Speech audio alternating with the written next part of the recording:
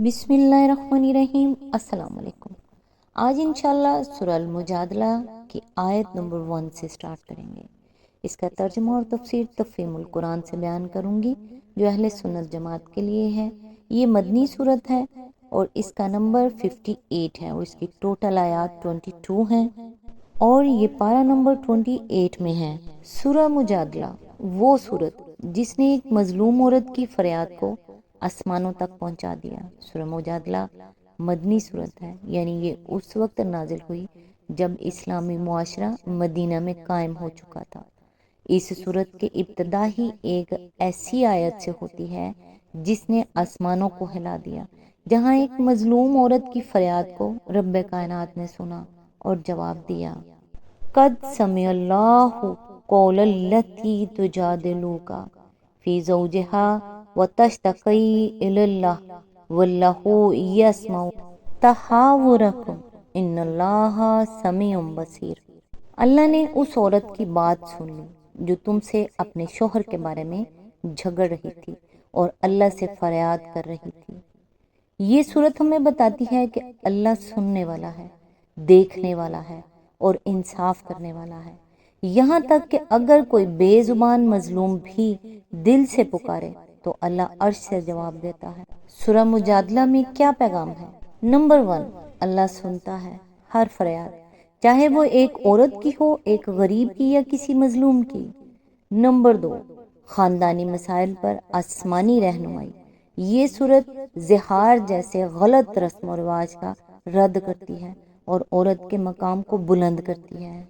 Number 3, इस्लामी मुआशरे में अदल और तकवा, निफाक, साजिश और बाहमी सरगोशियों को बेनकाब किया गया है जो दिलों में नफरत पैदा करती हैं। नंबर 4, अल्लाह और रसूल से वफादारी की अहमियत। दो टोक अल्फाज में फरमाया गया है कि अल्लाह और रसूल के दुश्मन कभी कामयाब नहीं हो सकते, चाहे वो अपने करीबी अजीज ही क्यों ना हो। नंबर 5, इल्म और अदब। सूरत में फरमाया गया कि अल्लाह ईमान वालों में से उन लोगों को बुलंद दर्जे अता फरमाता है जो इल्म दिए गए हों। और इसमें दिल को छू लेने वाली बात वो ये है कि सूरह मुजादला हमें ये एहसास दिलाती है कि तुम तन्हा नहीं हो, तुम्हारी खामोश आहें भी रब के अर्श तक पहुंचती हैं। ये सूरत अदल, इल्म, ईमान और अल्लाह की कुदरत का पैगाम है और एक ऐसा आईना है जिसमें हर इंसान को अपना किरदार देखना चाहिए। तो आइए आज सूरह मुजादला की आयत नंबर 1 से स्टार्ट करते हैं। औज़ बिल्लाहि मिनश शैतानिर रजीम, बिस्मिल्लाहिर्रहमानिर्रहीम। अल्लाह ने सुन ली उस औरत की बात जो अपने शोहर के मामले में तुमसे तकरार कर रही है और अल्लाह से फरियाद किए जाती है। अल्लाह तुम दोनों की गुफ्तगू सुन रहा है, वो सब कुछ सुनने और देखने वाला है। इसकी तफसीर है, यहाँ सुनने से महज सुन लेना नहीं है बल्कि फरियाद रसी करना है, जिसे हम उर्दू जुबान में कहते हैं अल्लाह ने दुआ सुन ली और उससे मुराद दुआ कबूल कर लेना होता है।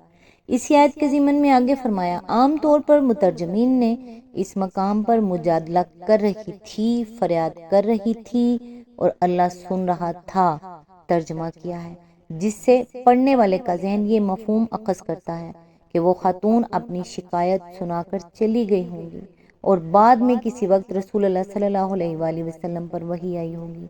इसीलिए तो अल्लाह ताला ने फरमाया कि उस औरत की बात हमने सुन ली जो तुमसे तकरार और हमसे फरियाद कर रही थी और हम उस वक्त तुम दोनों की बात सुन रहे थे। लेकिन इस वाक़े के मुतालिक जो रिवायात अहादीस में आई हैं, इनमें से अक्सर में ये बताया गया है कि जिस वक्त वो खातून अपने शोहर के ज़हार का किस्सा सुना सुना कर बार बार हजूर सल्लल्लाहु अलैहि वसल्लम से अर्ज कर रही थी कि अगर हम दोनों की जुदाई हो गई तो मैं मुसीबत में पड़ जाऊंगी और मेरे बच्चे तबाह हो जाएंगे, ऐन उसी हालत में रसूलुल्लाह सल्लल्लाहु अलैहि वसल्लम पर नज़ूले वही की कैफियत तारी हुई और ये आयत नाजिल हुई।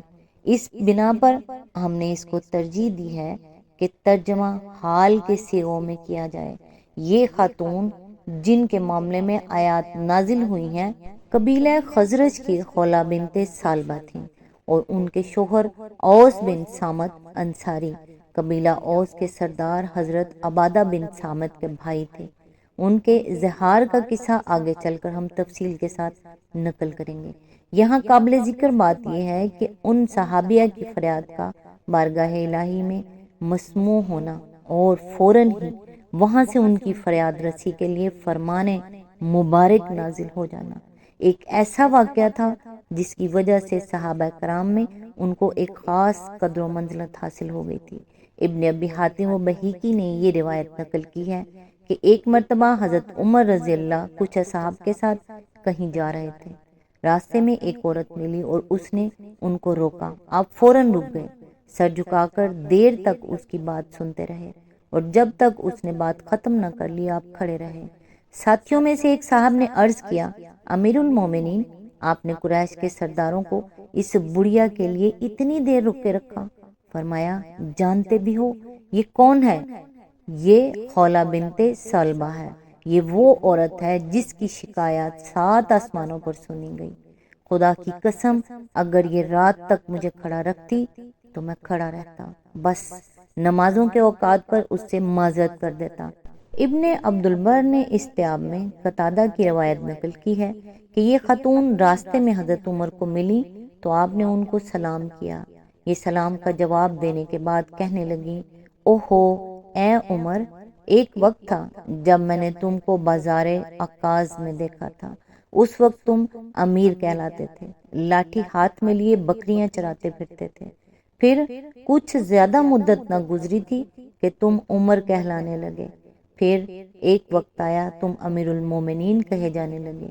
ذرا رعیت کے معاملے میں اللہ سے ڈرتے رہو اور یاد رکھو کہ جو اللہ کی وعید سے ڈرتا ہے اس کے لیے دور کا آدمی بھی قریبی رشتہ دار کی طرح ہوتا ہے، اور جو موت سے ڈرتا ہے اس کے حق میں اندیشہ ہے کہ وہ اسی چیز کو کھو دے گا جسے بچانا چاہتا ہے۔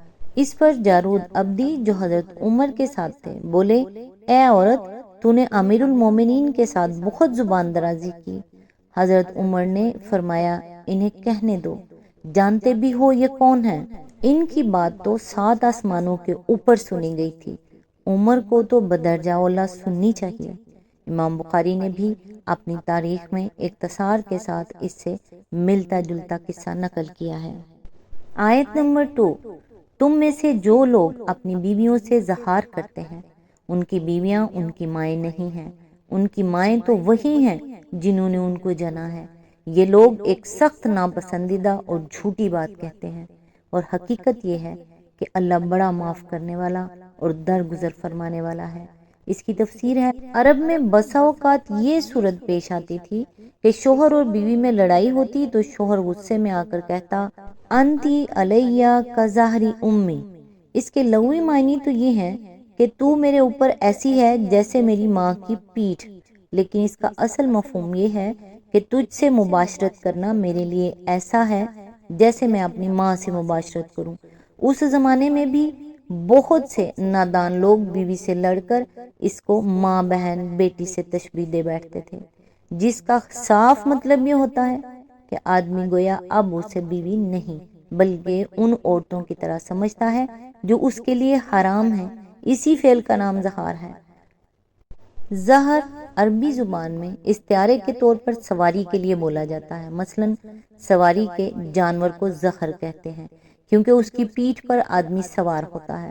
چونکہ وہ لوگ بیوی کو اپنے اوپر حرام کرنے کے لیے کہتے تھے کہ تجھے زہر بنانا میرے اوپر ایسا حرام ہے جیسے اپنی ماں کو زہر بنانا، اس لیے یہ کلمات زبان سے نکالنا ان کی اصطلاح میں زہار کہلاتا تھا۔ جاہلیت کے زمانے میں اہل عرب کے ہاں یہ طلاق بلکہ اس سے بھی زیادہ شدید قطع تعلق کا اعلان سمجھا جاتا تھا، کیونکہ ان کے نزدیک اس کے معنی یہ تھے کہ شوہر اپنی بیوی سے نہ صرف ازدواجی رشتہ توڑ رہا ہے بلکہ اسے ماں کی طرح اپنے اوپر حرام قرار دے رہا ہے۔ اسی بنا پر اہل عرب کے نزدیک طلاق کے بعد تو رجوع کی گنجائش ہو سکتی تھی، مگر زہار کے بعد رجوع کا کوئی امکان باقی نہ رہتا تھا۔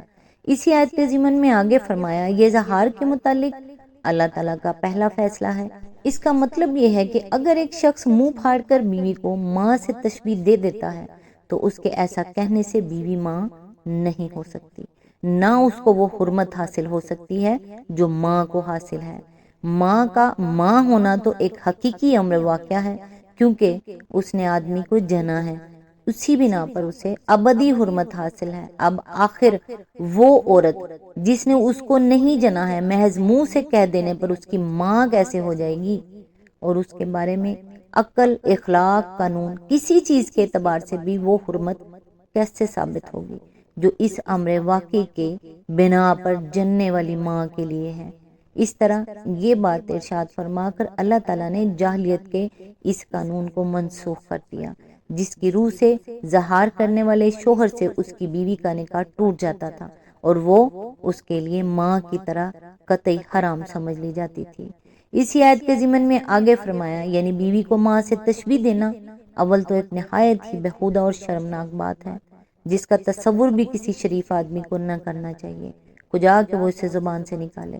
دوسرے یہ کہ جھوٹ بھی ہے، کیونکہ ایسی بات کہنے والا اگر یہ خبر دے رہا ہے کہ اس کی بیوی اس کے لیے اب ماں ہو گئی ہے تو جھوٹی خبر دے رہا ہے، اور اگر وہ اپنا یہ فیصلہ سنا رہا ہے کہ آج سے اس نے اپنی بیوی کو ماں کی سی حرمت بخشی ہے، تو بھی اس کا یہ دعویٰ جھوٹا ہے، کیونکہ خدا نے اسے یہ اختیارات نہیں دیے ہیں کہ جب تک چاہے ایک عورت کو بیوی کے حکم میں رکھے اور جب چاہے اسے ماں کے حکم میں کر دے۔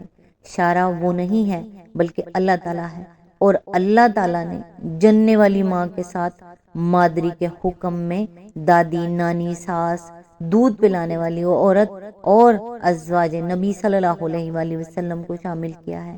کسی کو یہ حق نہیں پہنچتا کہ اس حکم میں اپنی طرف سے کسی اور عورت کو داخل کر دے، خدا کہ اس عورت کو جو اس کی بیوی رہ چکی ہے۔ اس ارشاد سے یہ دوسرا قانونی حکم نکلا کہ اظہار کرنا ایک بڑا گناہ اور حرام فعل ہے، جس کا مرتکب سزا کا مستحق ہے۔ اسی آیت کے ضمن میں آگے فرمایا، یعنی یہ حرکت تو ایسی ہے کہ اس پر آدمی کو بہت ہی سخت سزا ملنی چاہیے، لیکن یہ اللہ تعالیٰ کی مہربانی ہے کہ اس نے اول تو ظہار کے معاملے میں جاہلیت کے قانون کو منسوخ کر کے تمہاری خانگی زندگی کو تباہی سے بچا لیا، دوسرے اس فعل کا ارتکاب کرنے والوں کے لیے وہ سزا تجویز کی جو اس جرم کی ہلکی سے ہلکی سزا ہو سکتی تھی، اور سب سے بڑی مہربانی یہ ہے کہ سزا کسی ضرب یا قید کی شکل میں نہیں بلکہ چند ایسی عبادات اور نیکیوں کی شکل میں تجویز کی جو تمہارے نفس کی اصلاح کرنے والی اور تمہارے معاشرے میں بھلائی پھیلانے والی ہیں۔ اس سلسلے میں یہ بات بھی سمجھ لینی چاہیے کہ اسلام میں بعض جرائم اور گناہوں پر جو عبادات بطور کفارہ مقرر کی گئی ہیں وہ نہ محض سزا ہیں کہ عبادت کی روح سے خالی ہوں، اور نہ محض عبادت ہیں کہ سزا کی اذیت کا کوئی پہلو ان میں نہ ہو، بلکہ ان میں یہ دونوں پہلو جمع کر دیے گئے ہیں تاکہ آدمی کو اذیت بھی ہو اور ساتھ ساتھ وہ ایک نیکی اور عبادت کر کے اپنے گناہ کی تلافی بھی کر دے۔ آج کے دور میں بھی جو مرد اپنی بیویوں کو ماں یا بہن کہہ کر چھوڑتے ہیں، یہ چیز ان پر بھی لاگو ہوتی ہے۔ آج تک کے لیے بس اتنا ہی، نیکسٹ انشاءاللہ آیت نمبر 3 سے سٹارٹ کریں گے۔ تب تک کے لیے دعاؤں میں یاد رکھیے گا۔ اللہ حافظ۔